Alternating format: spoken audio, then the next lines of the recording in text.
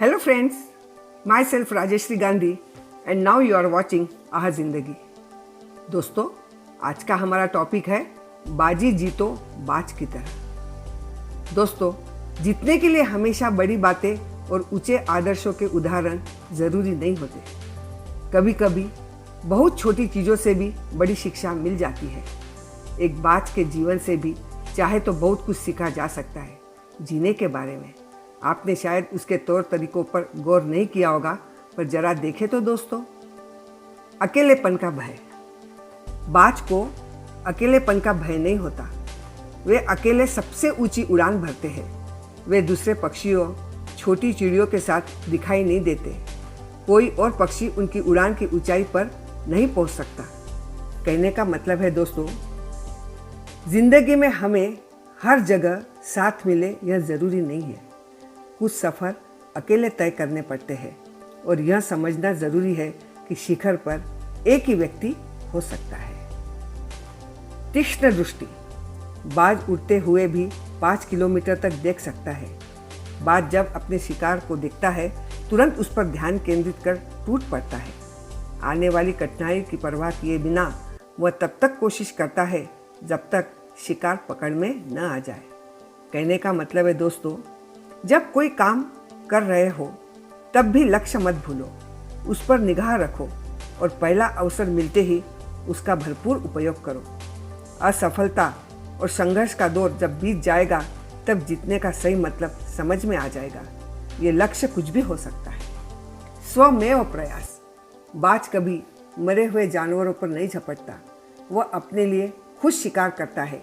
चील की तरह वह भोजन के लिए कहीं मंडराता नहीं, बल्कि खोज करता है। कहने का मतलब है दोस्तों, यदि रास्ते खुद बनाए जाए तो इसके लिए खोज करनी पड़ती है, जानकारियाँ इकट्ठी करनी पड़ती है। दूसरों द्वारा किए गए काम पर आगे सीखा नहीं जा सकता, न ज्ञान बढ़ाया जा सकता है। खुद के लिए मेहनत करना सीखें। चीज़ें अपने तरीके से करेंगे तो हमेशा याद रख पाएंगे। विजेता की यही सबसे बड़ी पहचान है। चुनौतियों से प्यार। बाज एकमात्र ऐसा पक्षी है जो तूफान से प्रेम करता है। जब बादल होते हैं तो तेज हवाएं चलती है, तब बाज छुपने की जगह ढूंढने के बजाय उसका आनंद उठाता है। वह तेज हवाओं के सहारे ऊपर उठता है और फिर हवा के दबाव में उड़ने की मेहनत करने के बजाय वह हवा में तैरने का आनंद उठाता है। कहने का मतलब है दोस्तों, अगर हम परेशानियों का सामना करने के बजाय सुरक्षित स्थान खोजने लगेंगे तो हमेशा हम वहीं रह जाएंगे। और यदि एक बार प्रतिकूल परिस्थिति पर काबू पा लिया तो फिर बाज की तरह ये परिस्थितियाँ खुद आपकी मदद करने लगेगी। प्रशिक्षण की तैयारी। बाज बहुत सुरक्षित घोंसला बनाते हैं, इसके लिए वे पूरी क्षमता से कोशिश भी करते हैं।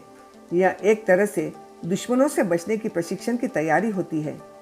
कहने का मतलब है दोस्तों, प्रशिक्षण आगामी स्थितियों के लिए मानसिक रूप से तैयार करने के लिए होता है।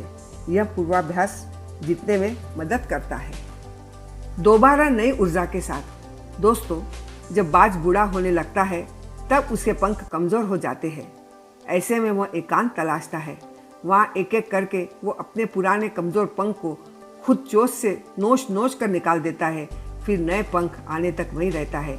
इसके बाद वह लौटता है नई तैयारी, नई पंखों के साथ। कहने का मतलब है दोस्तों, क्षमताओं की धार किसी की भी खत्म हो सकती है। इसका मतलब यह नहीं कि आप बाजी हार गए।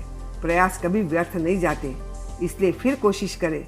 अपनी कमजोरियों को दूर हटाकर नए सिरे से काम शुरू करें। जीत आपकी मुट्ठी में होगी। तो दोस्तों, चलो हम भी बाजी जीत लेते हैं बाज की तरह। आशा करती हूँ आपको मेरा यह वीडियो पसंद आया होगा। आप मेरे चैनल को सब्सक्राइब कीजिए, लाइक कीजिए, शेयर करिए, कमेंट्स करिए और बेल आइकॉन को प्रेस करना मत भूलिए दोस्तों। तो मिलते हैं नेक्स्ट थर्सडे एक नए टॉपिक के साथ। Take care. Thank you for watching.